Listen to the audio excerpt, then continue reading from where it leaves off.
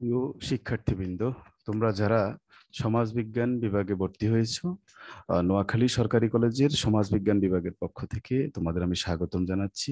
সেই সাথে তোমাদের স্বাগতম জানাচ্ছি আজকের তোমাদের প্রথম অনলাইন ক্লাসে। আজকের অনলাইন ক্লাসে আমরা সমাজবিজ্ঞান প্রথম বর্ষের রাজনৈতিক সমাজবিজ্ঞান বিষয়টির সম্পর্কে, সিলেবাস সম্পর্কে আমরা জানতে চেষ্টা করব। তো তোমাদের সাথে আছি আমি, মনির উদ্দিন, প্রভাষক সমাজবিজ্ঞান, নোয়াখালী সরকারি কলেজ।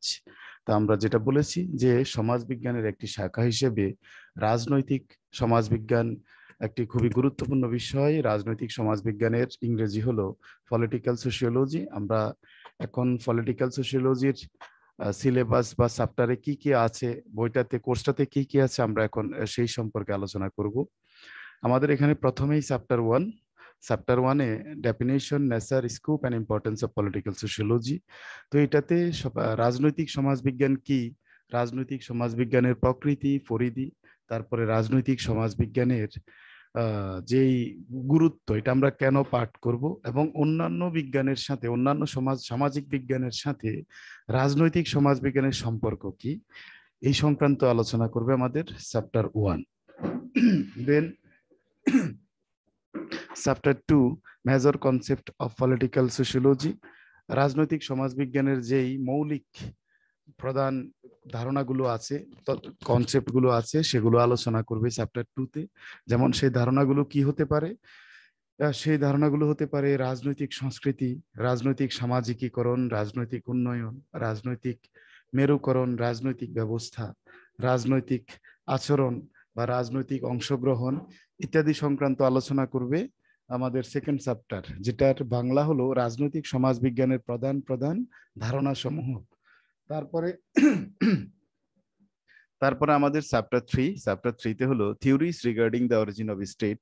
এই চ্যাপ্টার আমাদের আলোচনা করব আমরা রাষ্ট্র, রাষ্ট্রের সংজ্ঞা, রাষ্ট্রের উপাদান, রাষ্ট্রের উৎপত্তি সংক্রান্ত বিভিন্ন জনের মতবাদ এবং মূলত বিভিন্ন মনীষীর মতবাদের ভিত্তিতে মূলত রাষ্ট্রের উদ্ভব লাভ করেছে কিভাবে, সেই সংক্রান্ত আলোচনা করব আমরা তৃতীয় চ্যাপ্টারে। তারপর আসছে চ্যাপ্টার 4। চ্যাপ্টার 4-এ relations of the state with other institutions and organisations. তো এই চ্যাপ্টার 4-এ রাষ্ট্রের সাথে অন্যান্য প্রতিষ্ঠান এবং সংগঠনের কিরূপ সম্পর্ক, সেটা আলোচনা করবে। তো এটা আলোচনা করতে গিয়ে এখানে সমাজ কি, রাষ্ট্রের সাথে সমাজের সম্পর্ক কি, রাষ্ট্র কি সমাজের বাহিরে, বা সমাজ কি রাষ্ট্রের বাহিরে, এতদ সংক্রান্ত আলোচনা হবে এই চ্যাপ্টারে। তারপরে সমাজের একটি মৌলিক প্রতিষ্ঠান হিসেবে পরিবার, পরিবারের কাঠামো, পরিবারের কার্যাবলী, পরিবারের সংজ্ঞা, পরিবারের সাথে রাষ্ট্রের সম্পর্ক ইত্যাদি আলোচনা করা হবে এই চ্যাপ্টারে। এছাড়া আছে বিভিন্ন সংগঠন, সংঘ, গ্রুপ ইত্যাদির সাথে রাষ্ট্রের, ইত্যাদির উপর রাষ্ট্রের প্রভাব, ইত্যাদির সাথে রাষ্ট্রের যে সম্পর্ক, এটা আলোচনা করা হবে চ্যাপ্টার 4-এ। তারপরে chapter 5, sociology of modern state, আধুনিক রাষ্ট্রের সমাজবিজ্ঞান, এটা বাংলা, এই চ্যাপ্টারটার বাংলা। তো এই চ্যাপ্টারে যেটা আলোচনা করা হবে সেটা হলো নির্বাচন পদ্ধতি আধুনিক রাষ্ট্রে কেমন, কি ধরনের নির্বাচন পদ্ধতি বিভিন্ন বিশ্বের বিভিন্ন রাষ্ট্রে প্রচলিত আছে। তারপরে প্রতিনিধিত্বশীলতা, প্রতিনিধিত্ব কি, প্রতিনিধি কারা, কিভাবে প্রতিনিধি নির্বাচিত হন, প্রতিনিধি সংক্রান্ত বিভিন্ন মতবাদ। তারপরে আছে সামাজিক শ্রেণী, সামাজিক শ্রেণীর প্রকারভেদ, বিভিন্ন সামাজিক শ্রেণীর উদ্ভব, যেমন বুর্জোয়া শ্রেণীর উদ্ভব। ওকে। তারপরে গণতন্ত্রে রাজনৈতিক দলের গুরুত্ব কি, রাজনৈতিক দলের কার্যাবলী কি, বাংলাদেশের প্রেক্ষিতে রাজনৈতিক দলের গুরুত্ব, প্রভাব ইত্যাদি নিয়ে আলোচনা করা হবে আমাদের এই চ্যাপ্টার 5-এ। এরপর আসছে চ্যাপ্টার 6। চ্যাপ্টার 6 হলো আন্দোলনের সমাজ বিজ্ঞান, যেটা হলো সোশ্যোলজি অফ মুভমেন্টস। মূলত এই চ্যাপ্টারে আন্দোলনের সমাজবিজ্ঞান সম্পর্কে বিভিন্ন থিওরি সম্পর্কে আলোচনা করা হবে, এবং সেই সাথে সাথে রক্ষণশীলতা কি বা মৌলবাদ কি ইত্যাদি সংক্রান্ত বিভিন্ন থিওরি এবং বিভিন্ন মনীষীর মতামত এই চ্যাপ্টারে আলোচনা করা হবে। এরপর আমাদের যেটা আসছে সেটা হলো চ্যাপ্টার 7। চ্যাপ্টার 7 যেটা, চ্যাপ্টার 7 হলো আমাদের gender, race and the state. তো জেন্ডার, রেস অ্যান্ড দ্য স্টেটে আমাদের যেটা আলোচনা করা হবে, এটার বাংলা হলো লিঙ্গ, নরগোষ্ঠী এবং রাষ্ট্র। এই চ্যাপ্টারে মূলত জেন্ডারের সংজ্ঞা, জেন্ডার ও উন্নয়ন, সমাজ জীবনে জেন্ডারের ভূমিকা, তারপরে জেন্ডার উন্নয়নে নারী শিক্ষার গুরুত্ব, নারীর ক্ষমতায়নে সরকার কর্তৃক গৃহীত যে সকল পদক্ষেপগুলো আছে, তারপরে বেসরকারি এনজিও সমূহ নারীর ক্ষমতায়নে কিরূপ প্রভাব রাখছে, বাংলাদেশ প্রেক্ষিতে নারী উন্নয়নের জন্য গৃহীত কি কি পদক্ষেপ আছে, বা নারী উন্নয়নের ক্ষেত্রে, নারী ক্ষমতায়নের ক্ষেত্রে যে সকল প্রতিবন্ধকতা সমূহ আছে। এছাড়া আছে বিভিন্ন রকম নারীবাদ সংক্রান্ত আলোচনা, জেন্ডার অসমতার কারণ, তারপরে আছে সংখ্যালঘুর সংজ্ঞা, সংখ্যালঘু কারা, সংখ্যালঘুর সংক্রান্ত বিভিন্ন আলোচনা, আর আছে নরগোষ্ঠী কি, নরগোষ্ঠী কারা, পৃথিবীতে বিভিন্ন নরগোষ্ঠী সংক্রান্ত আলোচনা করা হবে আমাদের এই সপ্তম চ্যাপ্টারে, যে চ্যাপ্টারের টাইটেল হলো gender, race and the state. Then chapter 8, এই চ্যাপ্টারে হলো class, power and the state, শ্রেণী, ক্ষমতা এবং রাষ্ট্র।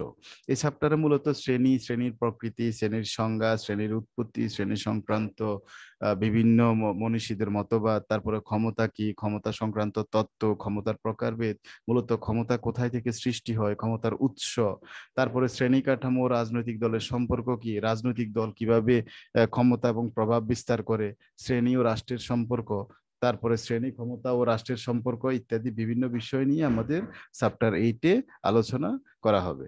তারপর আমাদের যেটা আছে চ্যাপ্টার 9 হলো civil society, power and the state, সুশীল সমাজ, ক্ষমতা এবং রাষ্ট্র, এই চ্যাপ্টারে আলোচনা করা হবে। আর সুশীল সমাজ কি, সুশীল সমাজের বৈশিষ্ট্য, সুশীল সমাজের লক্ষ্য উদ্দেশ্য, সুশীল সমাজ গঠনের পূর্বশর্ত, সুশীল সমাজের শ্রেণীবিভাগ, তারপরে সুশীল সমাজের ভূমিকা ও কার্যাবলী, উন্নয়নশীল দেশে সুশীল সমাজের যে প্রকৃতি, এরপরে সুশীল সমাজ ও ক্ষমতার সম্পর্ক, সুশীল সমাজ রাষ্ট্রের উপর কিভাবে প্রভাব বিস্তার করে, বিভিন্ন ক্ষমতা উপর সুশীল সমাজ কিভাবে প্রভাব বিস্তার করে, এটা আলোচনা করা হবে আমাদের চ্যাপ্টার 9-এ। তারপরে আসছে আমাদের লাস্ট ওয়ান চ্যাপ্টার, এটা হলো ডেমোক্রেসি অ্যান্ড দ্য স্টেট, এটা হলো গণতন্ত্র এবং রাষ্ট্র।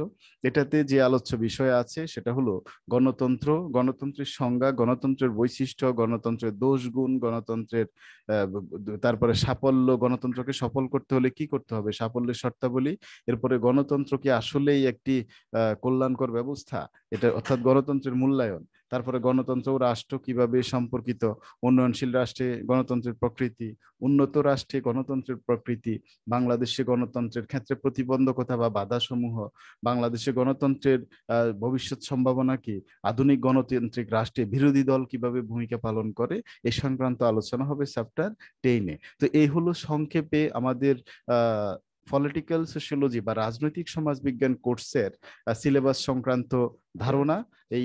এই ধারণাটা দেওয়ার জন্য মূলত আমরা আজকে প্রথম অনলাইন ক্লাসটা আয়োজন করেছি। যাই হোক, তো আমরা নেক্সট ক্লাসে আমরা রাজনৈতিক সমাজবিজ্ঞানের সংজ্ঞা, প্রকৃতি, পরিধি এবং গুরুত্ব, অর্থাৎ প্রথম অধ্যায়, এটা নিয়ে আমরা নেক্সট ক্লাসে পড়াশোনা শুরু করব। তো আমরা আজকে এখন আরো দেখি যে রাজনৈতিক সমাজবিজ্ঞানের উদ্ভব ও বিকাশে যারা সবচেয়ে বেশি, অনেকেই অবদান রেখেছেন, তবে যাদের অবদান সবচেয়ে বেশি তাদের মধ্যে উল্লেখযোগ্য কয়েকজন হলেন Karl Marx, Max Weber, Vilfredo Pareto, Alexis de Tocqueville, Walter Bagehot. আমরা যখন পড়তে যাব, বিভিন্ন সংজ্ঞা আলোচনা করতে যাব, বিভিন্ন থিওরি আলোচনা করতে যাব, তখন বারবার কিন্তু পলিটিক্যাল সোশিয়োলজিতে এই মনীষীদের বিভিন্ন কথা মতামত আমাদের সামনে আসবেন। তাহলে আমরা ওনাদের নাম মনে রাখবো, পারলে তোমরা গুগল থেকে বা বিভিন্ন জায়গা থেকে সার্চ করে তাদের সম্পর্কে একটু জেনে নেবে। তো এখন যেহেতু আমরা আসলে সমাজবিজ্ঞানের একটি শাখা হিসেবে রাজনৈতিক সমাজবিজ্ঞান পড়বো, তো এর আগে আমরা সমাজবিজ্ঞান সম্পর্কে একটু সামান্য ধারণা নিব। তো সমাজবিজ্ঞান সম্পর্কে সেই ধারণায় আমি এখানে কিছু তথ্য উল্লেখ করেছি, তোমরা নিশ্চয়ই দেখতে পাচ্ছ। সমাজবিজ্ঞান 1839 সালে অগাস্ট কোথ সর্বপ্রথম এই শব্দটি ব্যবহার করেন। সমাজবিজ্ঞান শব্দটির ইংরেজি প্রতিশব্দ হলো সোশিওলজি। এই সোশিওলজি শব্দটির উদ্ভব ঘটেছে ল্যাটিন সোশাস এবং গ্রিক লগোস থেকে। সোশাস শব্দের অর্থ সমাজ, আর লগোস মানে জ্ঞান বা বিজ্ঞান। তাহলে শাব্দিক অর্থে বা ব্যুৎপত্তিগত অর্থে সোশিওলজি শব্দের অর্থ হলো কি, সমাজ সম্পর্কিত জ্ঞান বা বিজ্ঞান। তাহলে যে বিজ্ঞান মানব সমাজের উদ্ভব, বিকাশ, বিবর্তন সহ সামাজিক সর্ববিধ বিষয় নিয়ে আলোচনা, পর্যালোচনা বা গবেষণা করে তাকে সমাজবিজ্ঞান বলা হয়। তাহলে যেটা আমি বললাম, সমাজবিজ্ঞানের জনক অগাস্ট কোথ, তিনি 1839 সালে সর্বপ্রথম সমাজবিজ্ঞান শব্দটি ব্যবহার করেন, এবং যে বইয়ে এই শব্দটি তিনি সর্বপ্রথম ব্যবহার করেছেন সেই বইটির নাম হলো কি, পজিটিভ ফিলোসফি। এই পজিটিভ ফিলোসফি বইয়ের মধ্যে তিনি সর্বপ্রথম এই শব্দটি ব্যবহার করেছিলেন। তারপর আমরা এখন দেখব সমাজবিজ্ঞানের সংজ্ঞা। সমাজবিজ্ঞানের আসলে অনেকেই সমাজবিজ্ঞানের সংজ্ঞা দিয়েছেন, তো এই জন্য আসলে সুনির্দিষ্টভাবে এটার কোনো সংজ্ঞা নির্মাণ করাটা খুবই কঠিন। তো তারপরে আমি এখানে তোমাদের বইয়ে অনেক সংজ্ঞা উল্লেখ আছে, সমাজবিজ্ঞানের অনেক মনীষীর উল্লেখ আছে। আমি এখানে কয়টা সংজ্ঞা উল্লেখ করেছি তোমরা নিশ্চয়ই দেখতে পাচ্ছ।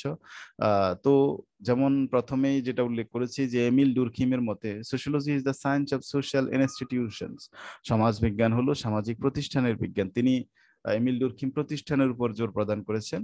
তারপরে ম্যাক্স ওয়েবারের মতে sociology is the science of social action and social relationship, সমাজবিজ্ঞান হলো সামাজিক ক্রিয়াকর্ম এবং সামাজিক সম্পর্কের বিজ্ঞান। তারপরে বিখ্যাত সমাজবিজ্ঞানী অধ্যাপক মরিস জিন্সবার্গ বলেছেন যে ইন দ্য ব্রড সেন্স, ব্যাপক অর্থে সমাজবিজ্ঞান মানুষের যে কার্য প্রক্রিয়া, আন্তমানবিক আন্তঃমিথস্ক্রিয়া এবং পারস্পরিক সম্পর্ক, এবং এই মিথস্ক্রিয়ার ফলে যে তাদের যে অবস্থার সৃষ্টি হয় সমাজে এবং এটার ফলাফল কি ইত্যাদি সংক্রান্ত আলোচনা করে কে? সমাজবিজ্ঞান। এছাড়া ডেভিড ফফনের কথা এখানে লেখা আছে, তিনি বলেছেন সমাজবিজ্ঞান হলো মানুষের সামাজিক আচরণের সুশৃঙ্খল এবং বস্তুনিষ্ঠ অধ্যয়ন। তারপরে অধ্যাপক নেইল জে স্মেলচার তিনি তার সোশিয়োলজি গ্রন্থে বলেছেন যে সমাজবিজ্ঞান হলো এমন একটি বিজ্ঞান, এমন একটি গবেষণা নির্ভর বিজ্ঞান যা সমাজ এবং সামাজিক সম্পর্ক নিয়ে আলোচনা করে। অর্থাৎ তাহলে টোটাল সার্বিক অর্থে খেয়াল করো, আমরা এখানে যে ব্যাপারগুলো যে পাঁচজন মনীষীর সংজ্ঞা আমরা উল্লেখ করেছি, প্রায় প্রত্যেকের সংজ্ঞাতেই সমাজ সম্পর্কিত বিজ্ঞানী সমাজ বিজ্ঞান এই ব্যাপারটা কিন্তু মিল আছে। তাহলে এখানে আমরা টোটাল সার্বিক অর্থে আমরা যেটা বলবো সেটা হলো সমাজবিজ্ঞান এমন একটি বিজ্ঞান বা এমন একটি বস্তুনিষ্ঠ বিজ্ঞান যা পরিবর্তনশীল সমাজ এবং সমাজবদ্ধ মানুষের আচার আচরণ এবং পারস্পরিক সম্পর্ক নিয়ে আলোচনা করে। তাহলে এখানে আমরা যেটা বললাম, সামাজিক ক্রিয়াকর্ম, সামাজিক প্রতিষ্ঠান, কার্যপ্রক্রিয়া, আন্তঃমানবিক সম্পর্ক, সকল কিছু কিন্তু সমাজের মানুষকে ঘিরেই আবর্তিত। আর মানুষ যেহেতু সমাজে বসবাস করে, আর এই সমাজের সার্বিক দিক নিয়ে আলোচনা করে কে? সমাজ বিজ্ঞান। ওকে, আমরা তারপরে স্লাইডে দেখব যে রাজনৈতিক সমাজবিজ্ঞান কি। তো এই রাজনৈতিক সমাজবিজ্ঞানের সংজ্ঞাও ঠিক একই, বিভিন্ন মনীষী সমাজবিজ্ঞানে যেরকম সুনির্দিষ্ট করে কোনো সংজ্ঞা আমরা বলাটা খুব কঠিন, রাজনৈতিক সমাজবিজ্ঞানও সেম, কারণ বিভিন্ন মনীষী তাদের মতবাদ প্রদান করেছেন।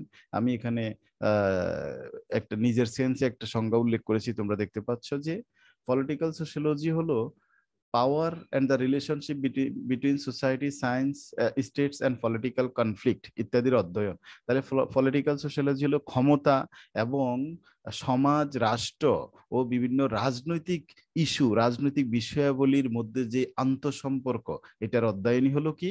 এটার অধ্যয়নই হলো পলিটিক্যাল সোশ্যালজি বা রাজনৈতিক সমাজবিজ্ঞান। Okay, it is a broad subfield that straddles political science and sociology. এটা হলো সমাজবিজ্ঞান এবং রাষ্ট্রবিজ্ঞানের এমন একটি শাখা যেটা দুটোকে ম্যাক্রো এবং মাইক্রো দৃষ্টিতে আলোচনা করে, অর্থাৎ ব্যষ্টিক এবং সামষ্টিক দৃষ্টিতে আলোচনা করে। ম্যাক্রো মানে ব্যষ্টিক বা সামষ্টিক দৃষ্টিভঙ্গি।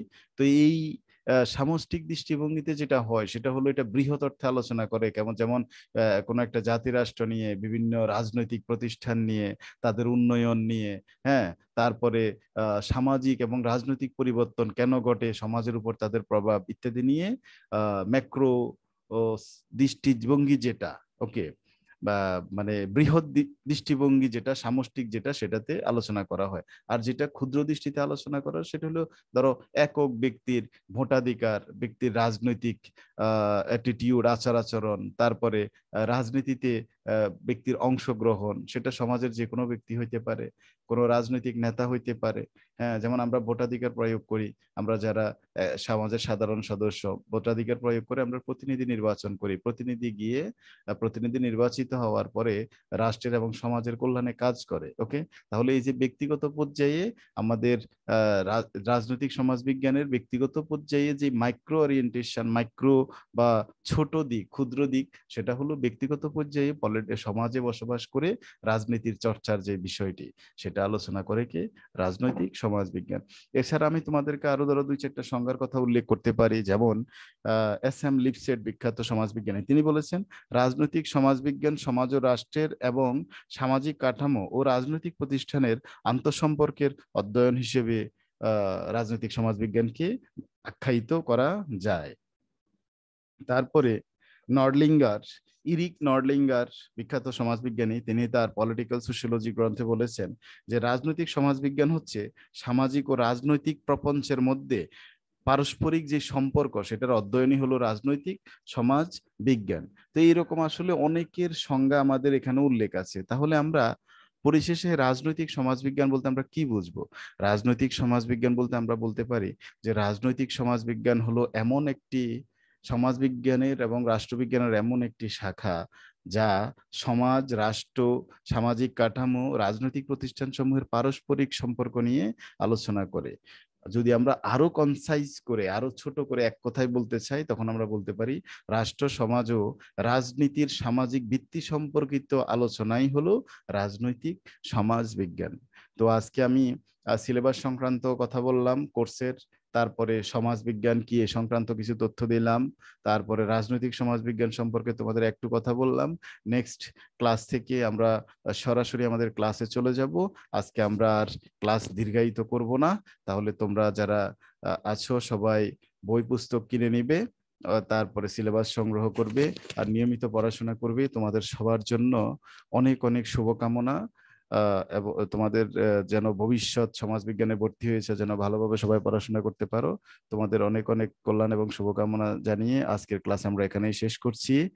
সবাই অনেক ভালো থাকবে। আল্লাহ হাফেজ।